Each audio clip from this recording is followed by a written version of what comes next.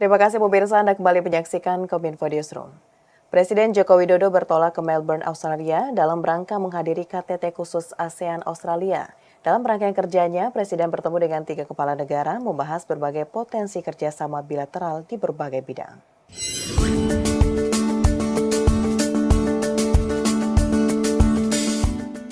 Rangkaian pertemuan Presiden Joko Widodo dengan 3 kepala negara dimulai dari pertemuan dengan Perdana Menteri Kamboja Hun Manet di Hotel Park Hyatt, Melbourne, Australia. Dalam pertemuan ini, Presiden membahas hubungan kerjasama bilateral terkait dengan perdagangan investasi, pencegahan, dan penanganan tindak pidana perdagangan orang antar negara asal serta peningkatan kerjasama di bidang ketahanan pangan, termasuk impor beras dari Kamboja. Tahun ini kita merayakan hubungan diplomatik ke-65 dan kita perlu memperkuat kerjasama konkret di seluruh sektor. Untuk itu saya berharap sidang komisi kerjasama bilateral dapat dilangsungkan pada tahun ini. Saya juga mengucapkan terima kasih atas dukungan Kamboja terhadap keketuaan Indonesia di ASEAN tahun lalu. Pada pertemuan kedua, Presiden Joko Widodo bertemu dengan Perdana Menteri Australia Anthony Albanese dan membahas terkait dengan komitmen kedua negara untuk memperkuat kerjasama strategis di kawasan Indo-Pasifik, termasuk penandatanganan nota kesepahaman tentang kolaborasi kendaraan listrik, rencana pembukaan kantor perwakilan Bank Negara Indonesia di Sydney, hingga menyambut baik terkait dengan izin impor daging dan ternak sapi dari Australia. Perdana Menteri Albanese, saya senang dapat berkunjung kembali ke Australia dan Australia adalah mitra strategis Indonesia dan mitra strategis ASEAN di kawasan Indo-Pasifik, kawasan tempat kita dan dalam nanti berbagi masa depan serta tanggung jawab bersama untuk menjaga stabilitas. Mari kita terus perkuat kerjasama dan kolaborasi.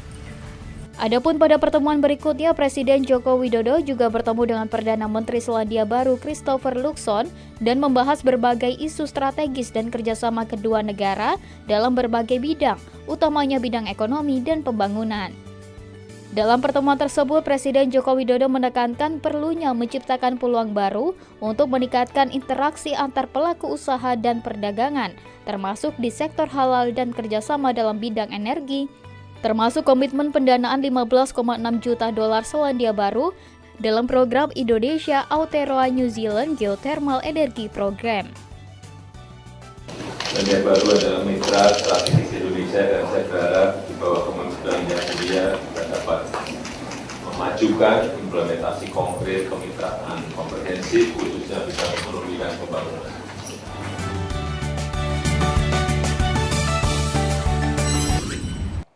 Pemirsa, Kementerian Perindustrian menargetkan realisasi belanja produk dalam negeri untuk pengadaan barang dan jasa pemerintah hingga akhir kuartal pertama 2024 mencapai target 250 triliun rupiah. Hal itu disampaikan langsung Menteri Perindustrian di pembukaan Business Matching 2024 di Bali.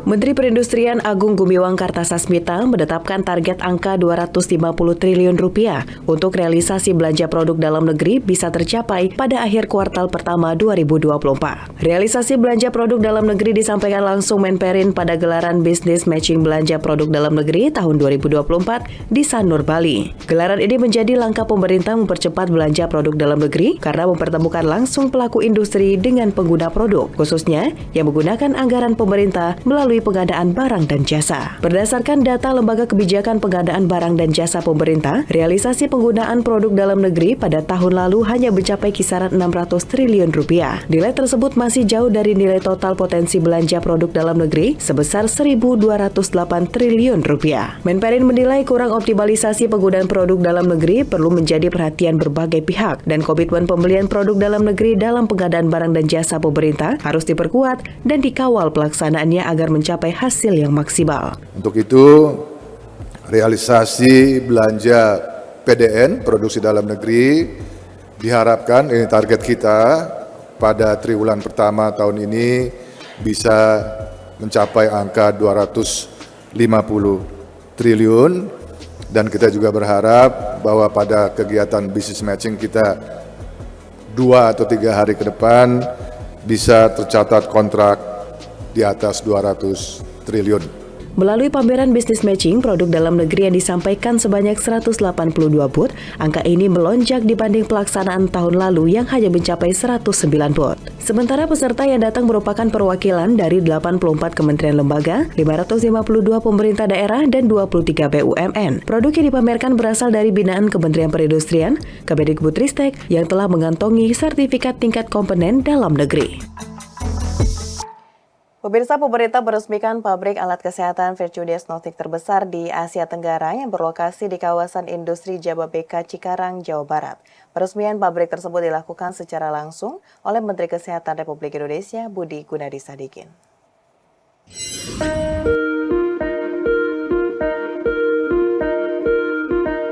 Menteri Kesehatan Republik Indonesia Budi Gunadi Sadikin meresmikan PT Virtue Diagnostik Indonesia yang merupakan perusahaan in vitro diagnostik inovatif lokal bertaraf internasional. Pabrik yang didirikan di atas lahan seluas 12.200 meter persegi dengan luas bangunan 8.900 meter persegi dibangun di Cikarang, Kabupaten Bekasi. Kehadiran perusahaan ini bertujuan memenuhi kebutuhan reagen imunologi dan hematologi baik regional maupun nasional. Virtue Group sendiri berkantor pusat di Singapura, namun memiliki pusat riset yang tersebar di sejumlah negara, termasuk di Indonesia. Pembangunan pabrik Virtue Diagnostik diyakini dapat memenuhi kebutuhan produk domestik dan produk kesehatan berkualitas dengan harga yang terjangkau. Menkes menilai investasi kesehatan ini sangat mendukung pilar ketiga transformasi kesehatan yang telah dibangun dan dijalankan Kementerian Kesehatan. Pilar ketiga tersebut yakni sistem ketahanan kesehatan yang memungkinkan semua kebutuhan mulai dari alat-alat kesehatan, obat, dan vaksin diproduksi di dalam negeri.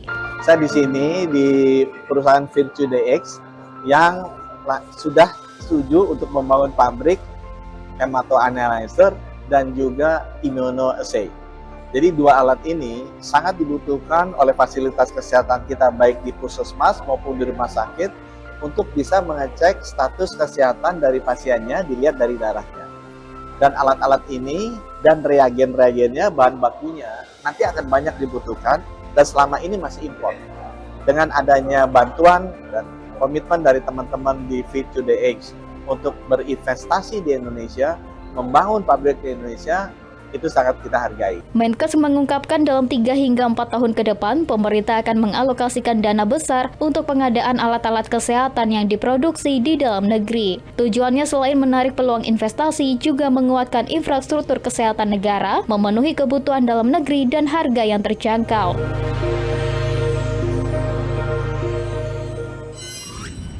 Pemirsa, kita beralih ke informasi lainnya. Umat Muslim akan memasuki bulan suci Ramadan dan Lebaran sesaat lagi. Memastikan tradisi mudik berjalan aman dan lancar, Korlantas Polri inspeksi jalur tol Jakarta Merak. Inspeksi dimulai dari area kilometer 43 hingga 68. Area ini disiapkan sebagai skema delay system. Guna mempersiapkan kelancaran arus mudik pada momen Lebaran 2024, Korps Lalu Lintas Korlantas Kepolisian Negara Republik Indonesia mulai mengecek jalur tol Jakarta Merak. Pengecekan dipimpin oleh Dirgakum Korlantas Polri Brigjen Pol Slamet Santoso bersama Kementerian PUPR dan Jasa Marga. Pada kesempatan tersebut ada beberapa titik yang ditinjau oleh Korlantas Polri. Titik pertama yakni rest area kilometer 43 dan kilometer 68, di mana nantinya akan diterapkan mekanisme delay system di rest area tersebut untuk mengantisipasi kepadatan di Pelabuhan Merak. Delay system merupakan skema pengaturan lalu lintas dengan memanfaatkan rest area maupun yang ada di jalur arteri untuk memperlambat kendaraan pemudik menuju pelabuhan demi mencegah antrian panjang kendaraan. Pelaksanaan delay system tentunya perlu pengelolaan dengan baik dengan cara memilah arus kendaraan yang perlu diarahkan masuk ke rest area kilometer 43 dan rest area kilometer 68. Selain mengecek jalur tol Jakarta Merak, Korlantas bersama Kementerian PUPR dan Jasa Marga akan memantau kondisi Pelabuhan Merak dan Pelabuhan Ciwandan. Adapun pada masa angkutan Lebaran nanti, Pelabuhan Ciwandan difokuskan bagi roda 2 dan angkutan barang. Sementara bagi pengendara roda 4 tetap menyeberang melalui Pelabuhan Merak. Hal ini dilakukan untuk mengantisipasi beban penumpukan pemudik yang hendak berangkat ke Sumatera, sehingga tidak menumpuk di Pelabuhan Merak.